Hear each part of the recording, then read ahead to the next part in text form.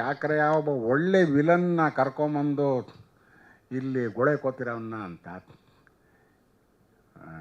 ಈ ಟ್ರಾನ್ಸ್ಫಾರ್ಮೇಷನ್ ಇದೆಯಲ್ಲ, this has been a very remarkable transformation for cinema ಅಂತ ಹೇಳಬೇಕು. Okay, keep it up, good luck, all the best. Okay, ಆಗುತ್ತೆ ತನಗೆ ತಾನೇ ಮೇಲೆ. ಈ ಹುಡುಗಿ ನಮ್ಮ ಕನ್ನಡಕ್ಕೆ ಒಬ್ಬ ಒಳ್ಳೆಯ ಎಂಟ್ರಿ. ಓಕೆ, ಆಮೇಲೆ ಕನ್ನಡದ ಬಗ್ಗೆ ಪ್ರೀತಿ ಇದೆ, ಭಾಳ ಕಷ್ಟಪಟ್ಟು ಕನ್ನಡವನ್ನು ಕಲ್ತಿದ್ದಾಳೆ, 4 ಮಾತುಗಳನ್ನು ಕನ್ನಡದಲ್ಲಿ ಮಾತಾಡ್ತಾಳೆ. ಅಲ್ಲಿ ಕೆಲವು ಸನ್ನಿವೇಶಗಳಲ್ಲಿ ಮಾತುಗಳಿಗೆ ಲಿಪ್ ಕೊಟ್ಟಿರೋದಿದೆಯಲ್ಲ, ಅದು ಕೂಡ ಬಹಳ ಮೆಚ್ಕೊಂಡಿದ್ದೀನಿ ನಾನು.